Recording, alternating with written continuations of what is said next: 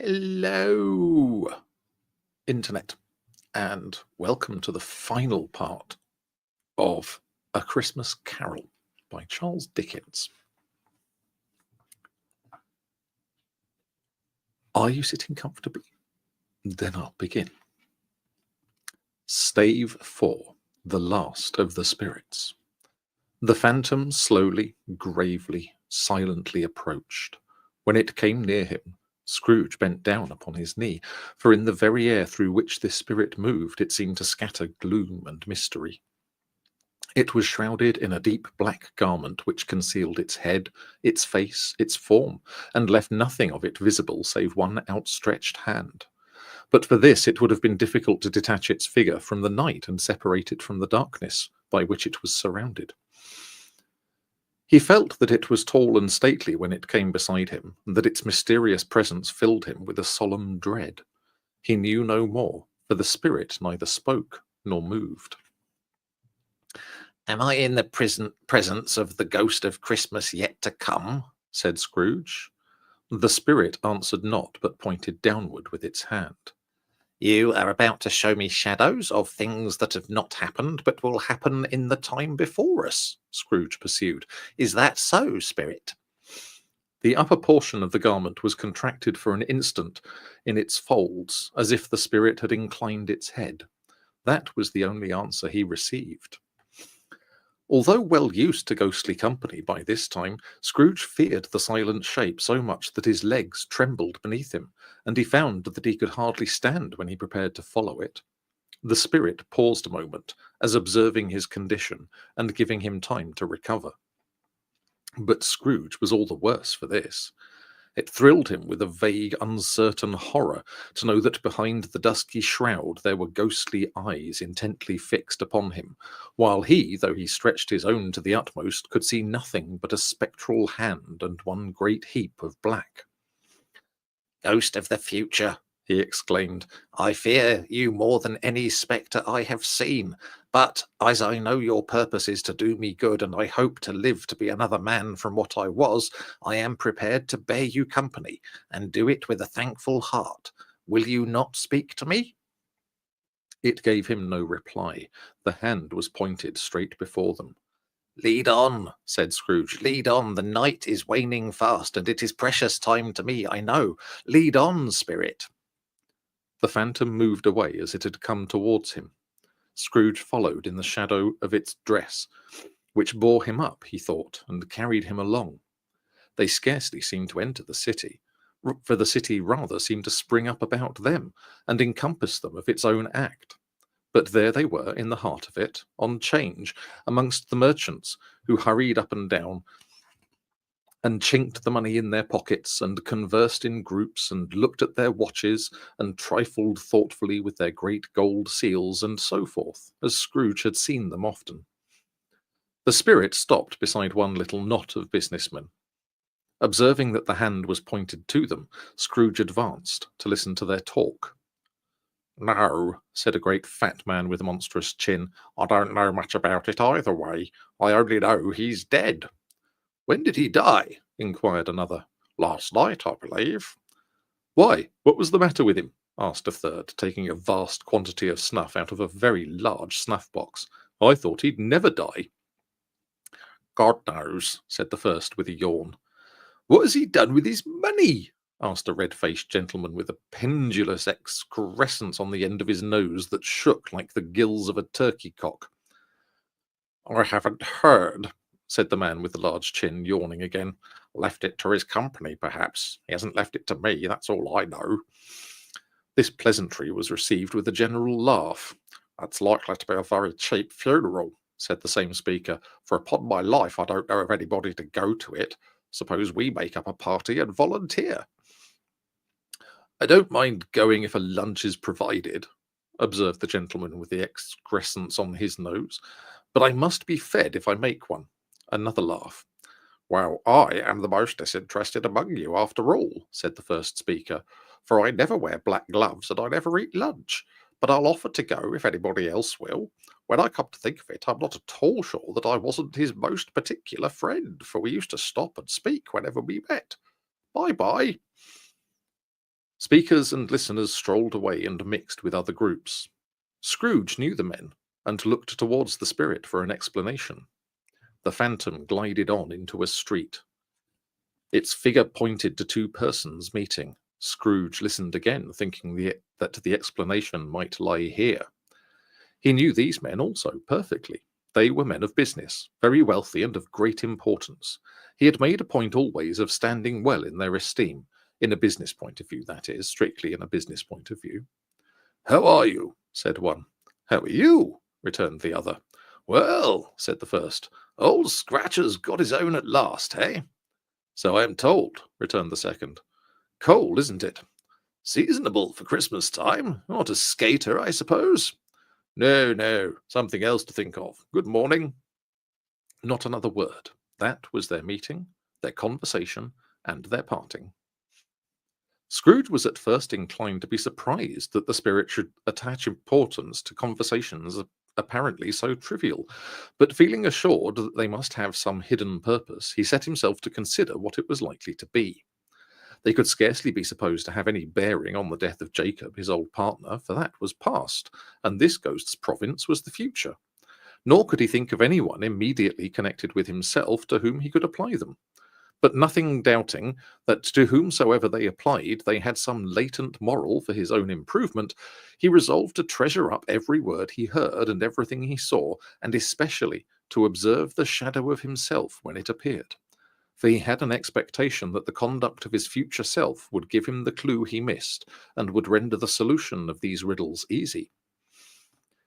He looked about in that very place for his own image, but another man stood in his accustomed corner, and, though the clock pointed to his usual time of day for being there, he saw no likeness of himself among the multitudes that poured in through the porch.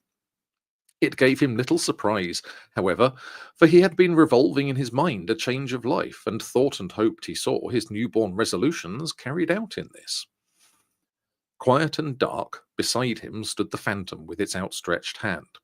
When he roused himself from his thoughtful quest, he fancied, from the turn of the hand and its situation in reference to himself, that the unseen eyes were looking at him keenly. It made him shudder and feel very cold. They left the busy scene and went into an obscure part of the town where Scrooge had never penetrated before, although he recognized its situation and its bad repute. The ways were foul and narrow, the shops and houses wretched, the people half naked, drunken, slipshod, ugly. Alleys and archways, like so many cesspools, disgorged their offences of smell and dirt and life upon the straggling streets, and the whole quarter reeked with crime and with filth and misery. Far in this den of infamous resort, there was a low-browed, beetling shop below a penthouse roof, where iron, old rags, bottles, bones, and greasy offal were bought. Upon the floor within were piled up heaps of rusty keys, nails, chains, hinges, files, scales, weights, and refuse iron of all kinds. Secrets that few would like to scrutinize were bred and hidden in mountains of unseemly rags, masses of corrupted fat, and sepulchres of bones. Sitting in among the wares he dealt in by a charcoal stove made of old bricks was a grey-haired rascal, nearly 70 years of age, who had screened himself from the cold air without by a frosty curtain of miscellaneous tatters hung upon a line, and he smoked his pipe in all the luxury of calm retirement. Scrooge and the phantom came into the presence of this man just as a woman with a heavy bundle slunk into the shop, but she had scarcely entered when another woman, similarly laden, came in also, and she was closely followed by a man in faded black, who was no less startled by the sight of them than they had been upon the recognition of each other. After a short period of blank astonishment, in which the old man with the pipe had joined them, they all three burst into a laugh. "Let the charwoman alone to be the first," cried she who had entered first. "let the laundress alone to be the second, and let the undertaker's man alone to be the third. Look here, old Joe, here's a chance, if we haven't all three met here without meaning it." "We couldn't have met in a better place," said old Joe, removing his pipe from his mouth. come into the parlour. You were made free of it long ago, you know, and the other two ain't strangers. Stop till I shut the door of the shop. Ah, how it scracks. There ain't such a rusty bit of metal in the place as its own hinges, I believe, and I'm sure there's no old bones here as mine. Ah, we're all suitable to our calling. We're well matched. Come into the parlour. Come into the parlour. The parlour was the space behind the screen of rags. The old man raked the fire together with an old stair rod, and having trimmed his smoky lamp, for it was night, with the stem of his pipe, put it in his mouth again. While he did this, the woman who had already spoken threw her bundle on the floor and sat down in a flaunting manner on a stool, crossing her elbows on her knees and looking with a bold defiance at the other two. What odds then? What odds, Mrs. Dilber? Said the woman. Every person has a right to take care of themselves. He always did. That's true indeed, said the laundress. No man more so.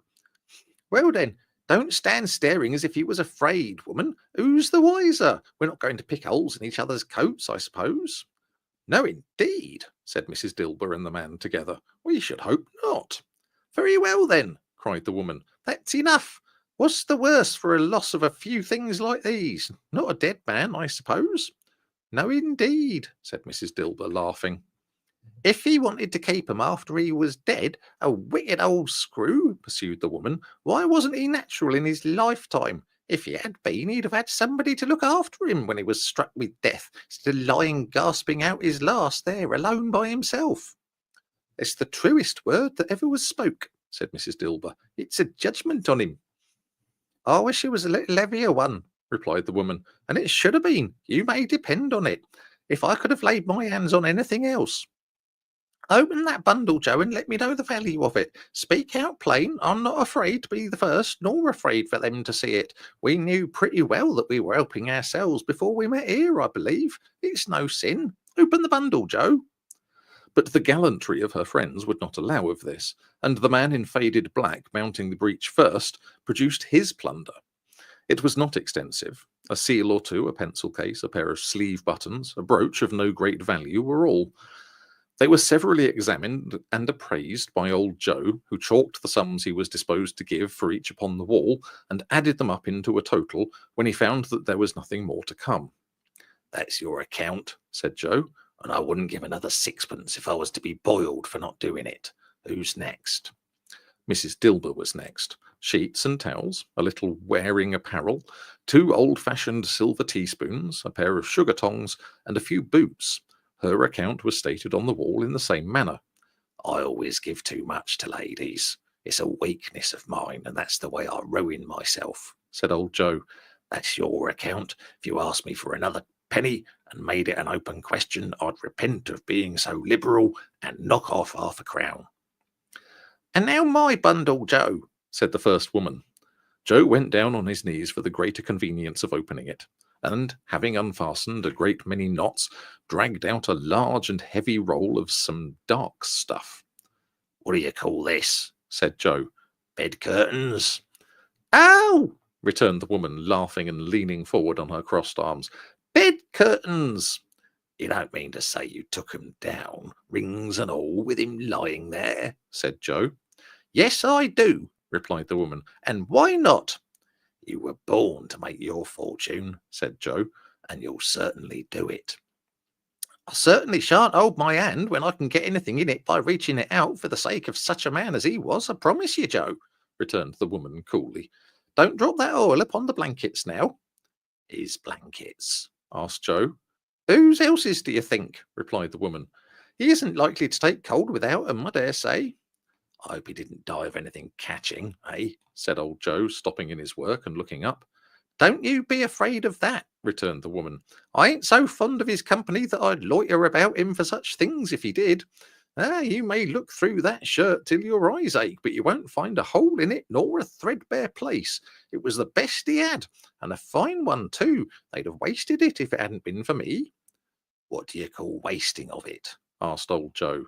Putting it on him to be buried, to be sure, replied the woman with a laugh. Somebody was fool enough to do it, but I took it off again. If calico ain't good enough for such a purpose, it ain't good enough for anything. It's quite becoming to the body. He can't look uglier than he did in that one. Scrooge listened to this dialogue in horror. As they sat grouped about their spoil in the scanty light afforded by the old man's lamp, he viewed them with a detestation and disgust which could hardly have been greater, though they had been obscene demons marketing the corpse itself. Ah! Laughed the same woman when old Joe, producing a flannel bag with money in it, told out their several gains upon the ground. This is the end of it, you see. He frightened everyone away from him when he was alive to profit us when he was dead. Ha! Spirit, said Scrooge, shuddering from head to toe. I see. The case of this unhappy man might be my own. My life tends that way now. Merciful heaven, what is this?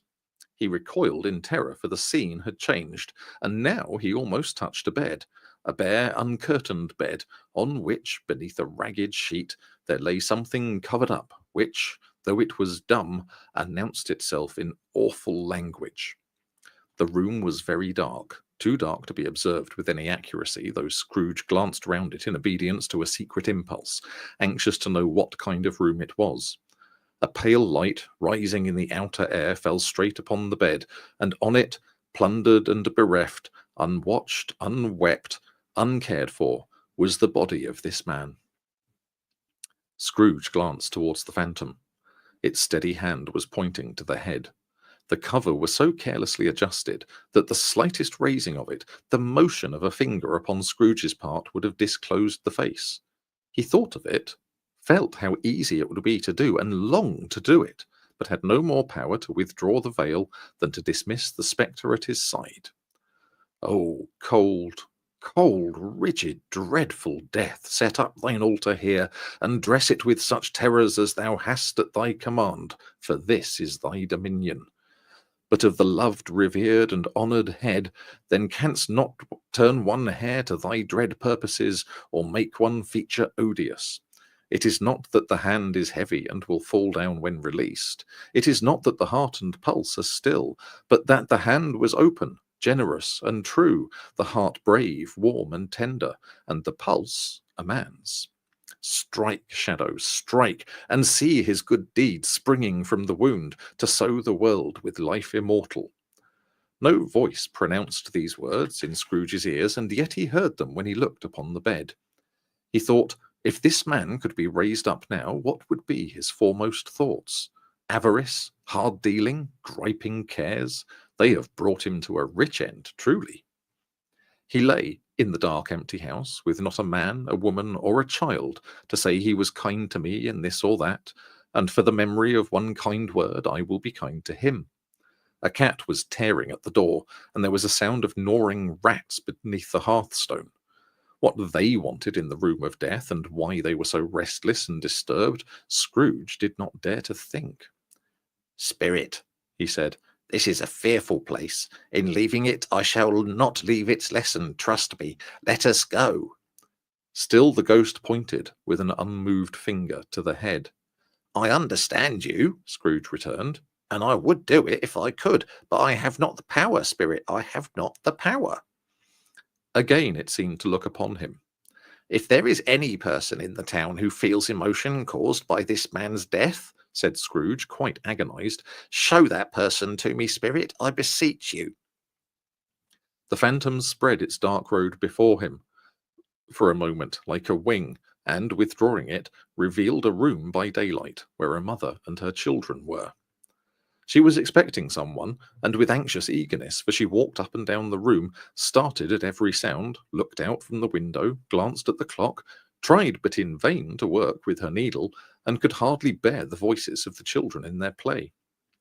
At length the long-expected knock was heard. She hurried to the door and met her husband, a man whose face was careworn and depressed, though he was young.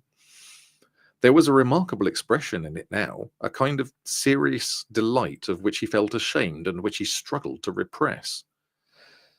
He sat down to the dinner that had been hoarding for him by the fire, and when she asked him faintly what news, which was not until after a long silence, he appeared embarrassed how to answer. "Is it good," she said, "or bad?" To help him. "Bad," he answered. "We are quite ruined?" No, there is hope yet, Caroline. If he relents, she said, amazed. There is. Nothing is past hope if such a miracle has happened. He is past relenting, said her husband. He is dead. She was a mild and patient creature, if her face spoke truth, but she was thankful in her soul to hear it, and she said so, with clasped hands. She prayed forgiveness the next moment and was sorry, but the first was the emotion of her heart. What the half-drunken woman who I told you of last night said to me when I tried to see him and obtain a week's delay, and what I thought was a mere excuse to avoid me, turns out to have been quite true. He was not only very ill, but dying then. To whom will our debt be transferred? I don't know, but before that time we shall be ready with the money, and even though we were not, and it would be bad fortune indeed to find so merciless a creditor in his successor, we may sleep tonight with light hearts, Caroline. Yes, soften it as they would, their hearts were lighter. Their children's faces, hushed and clustered round to hear what they so little understood, were brighter. And it was a happier house for this man's death. The only emotion that the ghost could show him, caused by the event, was one of pleasure. Let me see some tenderness connected with a death, said Scrooge, or that dark chamber spirit which we left just now will be forever present to me. The ghost conducted him through several streets familiar to his feet, and as they went along, Scrooge looked here and there to find himself, but nowhere was he to be seen.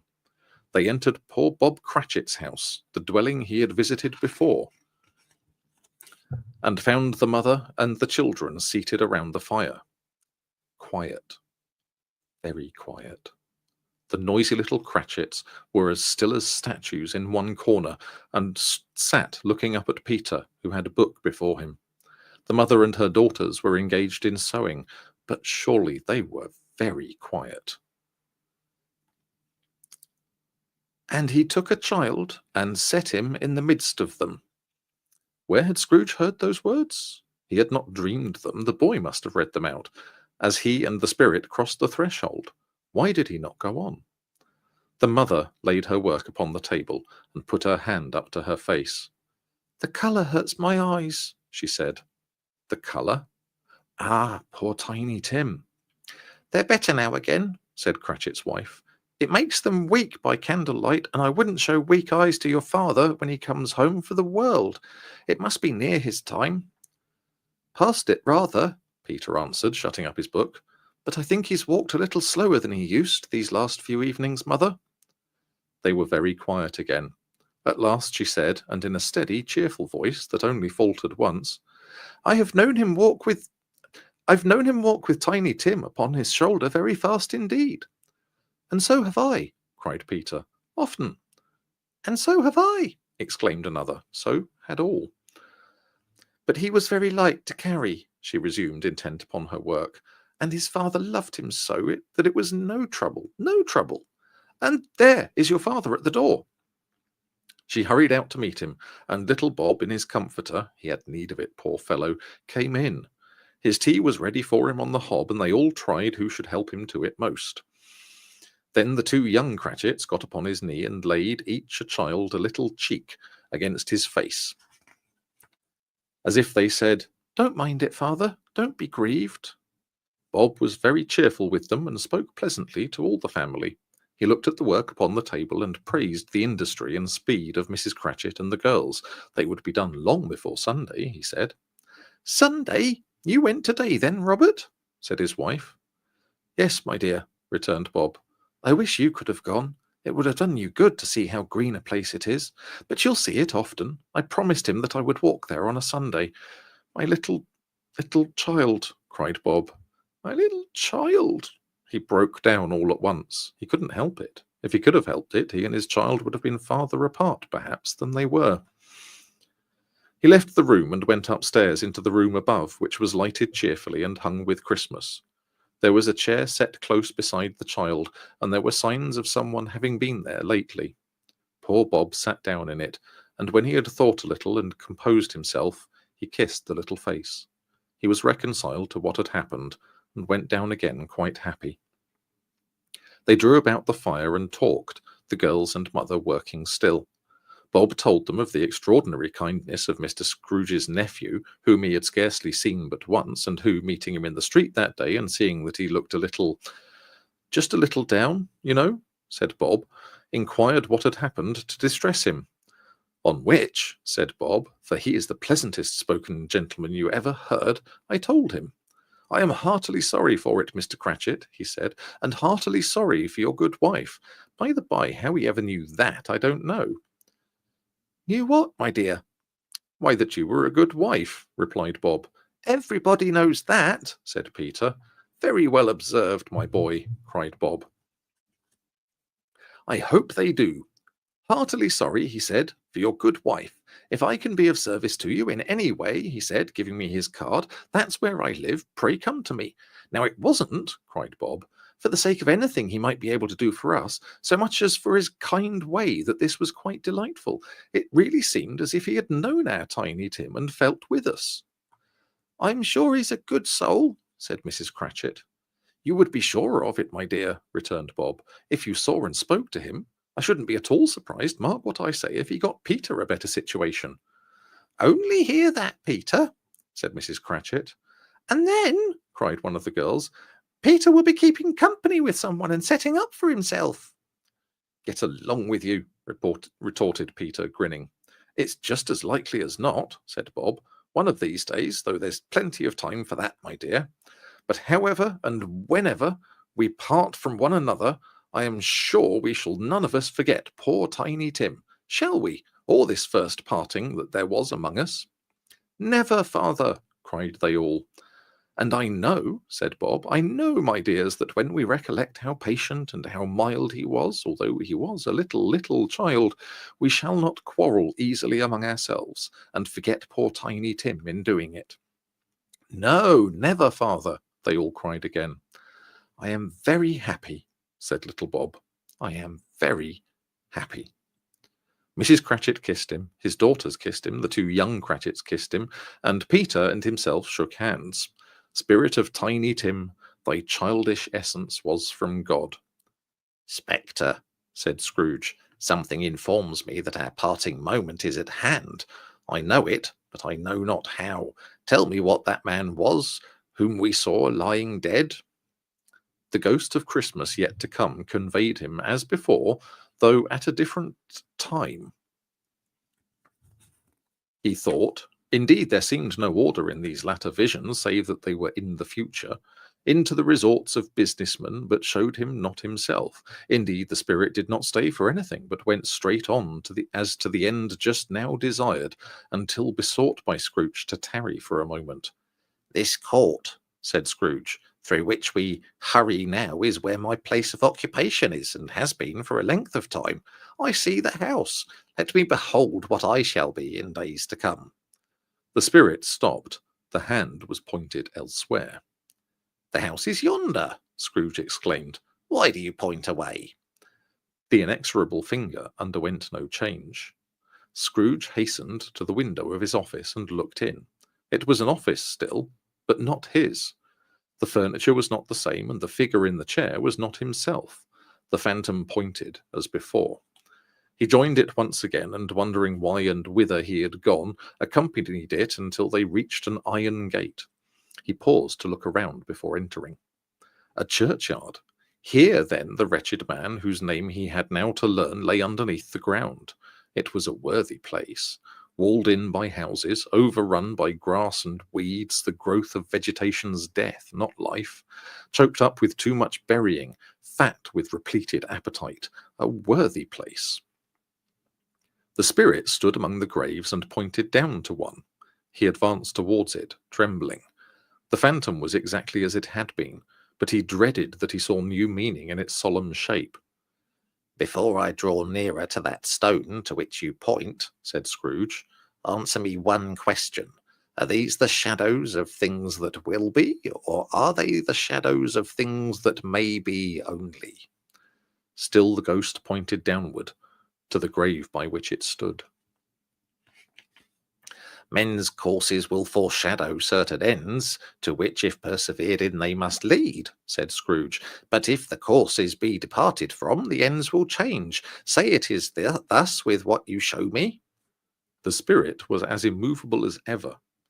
Scrooge crept towards it, trembling as he went, and following the finger, read upon the stone of the neglected grave his own name, Ebenezer Scrooge.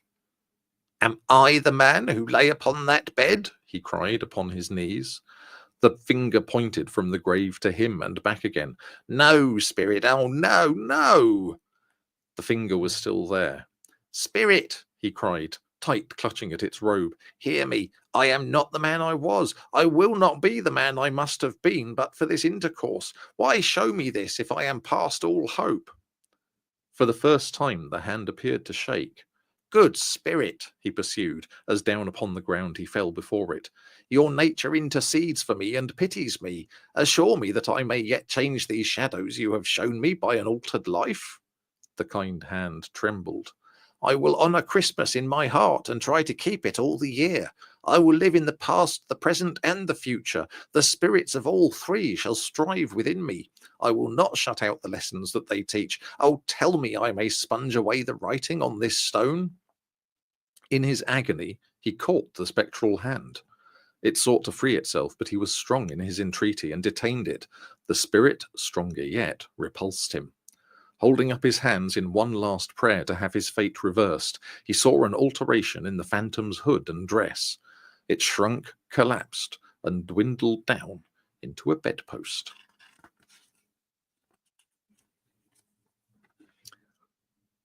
Lemsip. I have a cold. Stave 5. The end of it. Yes, and the bedpost was his own. The bed was his own, and the room was his own. Best and happiest of all, the time before him was his own, to make amends in. I will live in the past, the present, and the future, Scrooge repeated as he scrambled out of bed. The spirits of all three shall strive within me. Oh, Jacob Marley, heaven and the Christmas time be praised for this. I say it on my knees, old Jacob, on my knees. He was so fluttered and so glowing with his good intentions that his broken voice would scarcely answer to his call. He had been sobbing violently in his conflict with the spirit, and his face was wet with tears. They are not torn down, cried Scrooge, folding one of his bed curtains in his arms. They are not torn down, rings and all. They are here. I am here. The shadow of the things that would have been may be dispelled. They will be. I know they will. His hands were busy with his garments all this time, turning them inside out, putting them on upside down, tearing them, mislaying them, making them parties to every kind of extravagance. I don't know what to do, cried Scrooge, laughing and crying in the same breath, and making a perfect laucoon of himself with his stockings. I am as light as a feather. I am as happy as an angel. I am as merry as a schoolboy. I am as giddy as a drunken man. A Merry Christmas to everybody. A Happy New Year to all the world. Hello here. Ooh, hello. He had frisked into the sitting room and was now standing there, perfectly winded. There's the saucepan that the gruel was in, cried Scrooge, starting off again and frisking round the fireplace. There's the door by which the ghost of Jacob Marley entered. There's the corner where the ghost of Christmas present sat. There's the window where I saw the wandering spirits. It's all right. It's all true. It all happened. Ah! Really, for a man who had been out of practice for so many years, it was a splendid laugh, a most illustrious laugh, the father of a long, long line of brilliant laughs. I don't know what day of the month it is, said Scrooge. I don't know how long I've been among the spirits. I don't know anything. I'm quite a baby. Never mind, I don't care. I'd rather be a baby. Hello! Whoop! Hello! He was checked in his transports by the churches ringing out the lustiest peals he had ever heard. Clash, clang, hammer, ding, dong, bell. Bell, dong, ding, hammer, clang, clash. Oh, glorious, glorious. Running to the window, he opened it and put out his head. No fog, no mist. Clear, bright, jovial, stirring cold, cold piping for the blood to dance to, golden sunlight, heavenly sky, sweet fresh air, merry bells. Oh, glorious, glorious! What's today? Cried Scrooge, calling downward to a boy in Sunday clothes, who perhaps had loitered in to look about him. Eh? Returned the boy with all his might of wonder. What's today, my fine fellow? Said Scrooge. Today? Replied the boy. Why, it's Christmas Day. It's Christmas Day, said Scrooge to himself. I haven't missed it. The spirits have done it all in one night. They can do anything they like. Of course they can. Of course they can. Hello, my fine fellow. Hello, returned the boy. Do you know the poulterers in the next street but one at the corner? Scrooge inquired. I should hope I did, replied the lad. An intelligent boy, said Scrooge. A remarkable boy. Do you know whether they've sold the prime turkey that was hanging up there? Not the little prize turkey, the big one. What, the one as big as me? Returned the boy. What a delightful boy, said Scrooge. It's a pleasure to talk to him. Yes, my buck. It's hanging there now, replied the boy. Is it? Said Scrooge. Go and buy it. Walker, exclaimed the boy. No, no, said Scrooge. I am in earnest. Go and buy it and tell him to bring it here that I may give them the directions where to take it. Come back with the man and I'll give you a shilling. Come back with him in less than 5 minutes. I'll give you half a crown. The boy was off like a shot. He must have had a steady hand at a trigger who could have got a shot off half so fast. I'll send it to Bob Cratchit's, whispered Scrooge, rubbing his hands and splitting with a laugh. He shan't know who sends it. It's twice the size of Tiny Tim. Joe Miller never made such a joke as sending it to Bob's will be. The hand in which he wrote the address was not a steady one, but write it he did, somehow, and went downstairs to open the street door, ready for the coming of the poulterer's man. As he stood there, waiting his arrival, the knocker caught his eye. I shall love it as long as I live, cried Scrooge, patting it with his hand. I scarcely ever looked at it before. What an honest expression it has in its face. It's a wonderful knocker. Oh, here's the turkey. Hello, woo! How are you? Merry Christmas. It was a turkey. He never could have stood upon his legs, that bird. He would have snapped them off short in a minute, like sticks of sealing wax. Why, it's impossible to carry that to Camden Town, said Scrooge. You must have a cab. The chuckle with which he said this, and the chuckle with which he paid for the turkey, and the chuckle with which he paid for the cab, and the chuckle with which he recompensed the boy, were only to be exceeded by the chuckle with which he sat down breathless in his chair again, and chuckled till he cried. Shaving was not an easy task, for his hand continued to shake very much, and shaving requires attention, even when you don't dance while you are doing it. But if he had cut the end of his nose off, he would have put a piece of sticking plaster over it and been quite satisfied. He dressed himself all in his best, and at last got out into the streets. The people were by this time pouring forth, as he had seen them with the ghost of Christmas present, and walking with his hands behind him, Scrooge regarded every one with a delighted smile. He looked so irresistibly pleasant, in a word, that 3 or 4 good-humoured fellows said, Good morning, sir, a Merry Christmas to you. And Scrooge said often afterwards that of all the blithe sounds he had ever heard, those were the blithest in his ears. He had not gone far, when coming on towards him, he beheld the portly gentleman who had walked into his counting-house the day before, and said, Scrooge and Marley's, I believe. It sent a pang across his heart to think how this old gentleman would look upon him when they met, but he knew what path lay straight before him, and he took it. My dear sir, said Scrooge, quickening his pace and taking the old gentleman by both his hands. How do you do? I hope you succeeded yesterday. It was very kind of you. A Merry Christmas to you, sir. Mr. Scrooge? Yes, said Scrooge. That is my name, and I fear it may not be pleasant to you. Allow me to ask your pardon, and will you have the goodness— Here Scrooge whispered in his ear. Lord bless me, cried the gentleman, as if his breath were gone. My dear Mr. Scrooge, are you serious? If you please, said Scrooge, not a farthing less. A great many back payments are included in it, I assure you. Will you do me that favour?